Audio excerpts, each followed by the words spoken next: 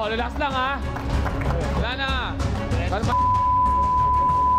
Romel, diretsahang tanong.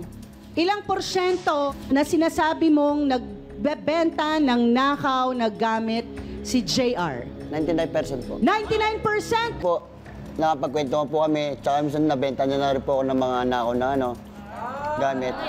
Tsaka minsan po nagiging issue sa amin yung mga binibenta niya galing po sa nakaw. Ganun po. At JR, teka lang Romela. JR, sabi mo kanina, hindi mo alam na nakaw yun, no? Pero hindi naman ikaw mismo yung kumukuha. Hindi naman po. Hindi naman po. Hindi naman na siya mismo yung kumukuha. Parang pinabebenta lang at sinasabi niya na wala siyang alam kung nakaw ba to o hindi. Hindi, ma'am.